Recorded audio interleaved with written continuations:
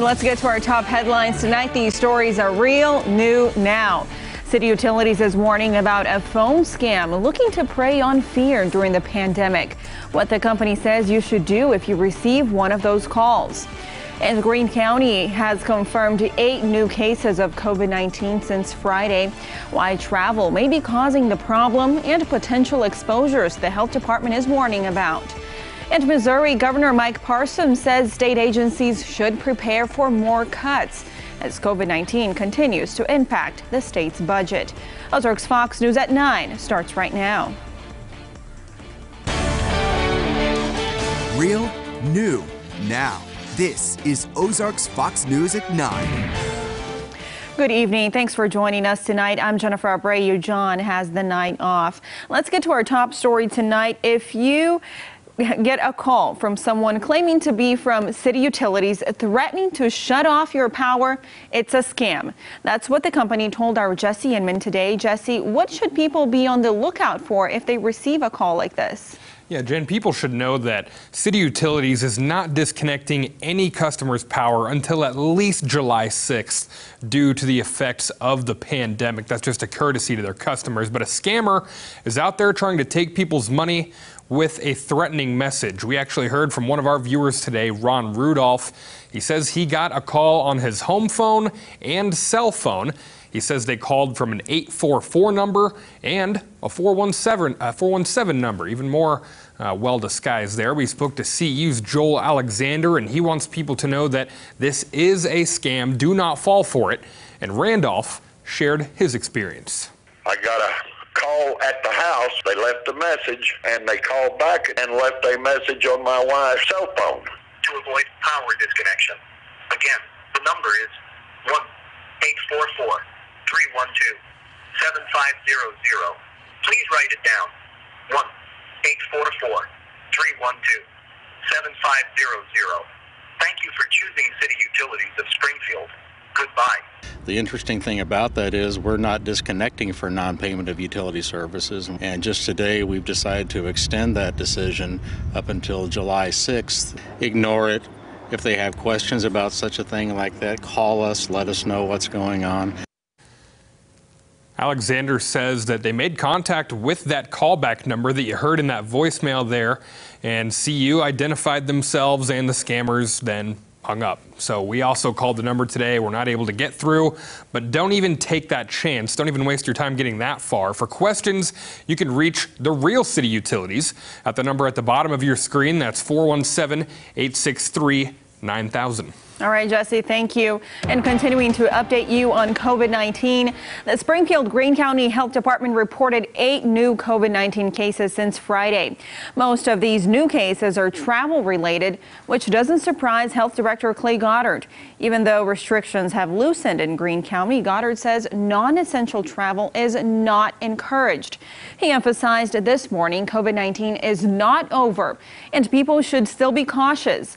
For those who want to travel, Goddard says have a game plan both during and after your trip. If you travel out of the region, you need to be trying to engage in behaviors that are going to mitigate your risk for disease transmission. If they find that it is essential to their lives to travel and they come back, they're going to need to monitor their symptoms. And if you have a symptom that's related to COVID-19, you should not be out in public. You should be seeking testing. If you plan on traveling, there are ways you can monitor COVID-19 in all parts of Missouri, and you can find that on our website, ozarksfirst.com. The Springfield Greene County Health Department is also warning you about 2 possible community exposures. A COVID-19 patient visited these places while showing symptoms. On Monday, May 11th, they visited the Walmart on East Kearney for about 1 hour between 11 a.m. and 3 p.m. On Thursday, May 14th at about 12:30 p.m., a patient visited the Dollar General on H Highway. If you were at these locations on these days, your risk of contracting the virus is low, but you should monitor for symptoms. The COVID-19 pandemic has impacted many lives, especially for those with loved ones in nursing homes. Kelly Cornell's 79-year-old mother has been in a nursing home for 2 years. And Kelly didn't want us to identify her mom for privacy. She has dementia, and because of visitation restrictions, Kelly hasn't seen her mom, only through the window or over Zoom. She understands it's important to keep the elderly safe, but worries about the effects of isolation. I just feel that all the elderly people that are in assisted livings and nursing homes, I understand that they're trying to protect them, but for example, my mother, she has dementia, and one of the worst things that you can do for somebody that has dementia is to isolate them. Doctors say Cornell's mother's dementia has significantly worsened in the past few months, but she can't say whether or not it's directly related to isolation. Making local news tonight, grab-and-go meals at Springfield Public Schools end this Thursday. Details on when summer meal services will be up and running should be announced soon. Some families could be getting EBT benefit cards for their school-age children. The benefits help cover the cost of students' meals eaten at home March through May. The amount may vary depending on the household, but the maximum per child is $302. If your family already had a SNAP card in March, then the additional benefits will be added automatically. Otherwise, an application will need to be completed. School districts are working to send out applications to families next week. Checking in on political coverage tonight, everything is on the table. That's what Governor Mike Parson said today about the need to cut state expenses due to COVID-19. Our Capitol Bureau reporter Jeff Bernthal reports on why the governor is telling all state agencies to brace for reductions. The governor said the state must prepare for the possibility that some very difficult budget decisions are coming. With the first holiday weekend during the current pandemic approaching, Governor Parson cautioned Missourians to use common sense. We do not need a setback right now. So everybody's got to do their part, and you got to know who's high risk and who's not. And you got to act accordingly to how you're going to conduct yourselves. And I have every confidence that Missouri will do that, and they will stay the course and move forward. What remains uncertain is whether another large influx of federal relief dollars will be headed to help states devastated economically by COVID-19. The governor said Missouri must prepare for the possibility no additional money will arrive. Yesterday, I met with my own cabinet members throughout the state to tell them somewhat to expect and start to making adjustments to that, to start putting a plan in each department of what we're going to do as to cut expenses in state government. And everything's on the table to be able to do that. The governor plans to meet with education officials on Wednesday to prepare them for moving forward with less money than anticipated. That includes elementary and secondary and higher education.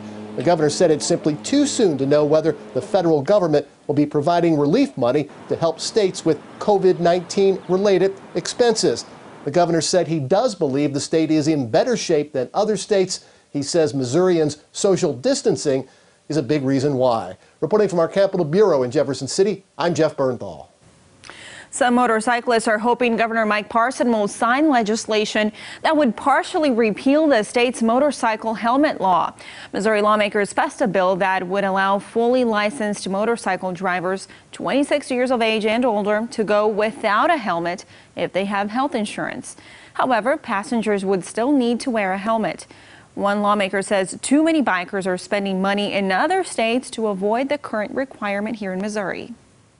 We've lost out a lot of times, even the big bike rallies in the state, when they're on the border, like up here in St. Louis or even down in Arkansas, Branson area. A lot of times the riders go south or they go across the river into other states where they don't have helmet laws. So all that money is being spent over in other states. Some safety groups say helmets help save lives and would keep insurance costs from rising. The change would take effect at the end of August if Governor Parson signs the bill. Following up on a scheduled execution in Missouri, Walter Barton was put to death tonight by lethal injection. He was convicted of killing Gladys Cooler, an Ozark woman in a trailer park that she managed back in 1991. Barton maintained his innocence, and the case was tied up for years due to appeals, mistrials, and 2 overturned convictions. Barton's death is the first U.S. execution since the coronavirus pandemic began. Well, let's check in with Jamie now in our local weather. Jamie, a lot of rain on the 7-day. What are we expecting tonight and tomorrow? Pretty quiet, Jennifer. I mean, right now we're still kind of governed by this cutoff low that's swirling away to our east. We're on the dry side of that storm. That storm, though, will move away later this week, and it looks like the Gulf of Mexico will be back in play with warmth and humidity moving back in, along with storm chances and even the risk for maybe some severe weather. I'll have more on that in your forecast next.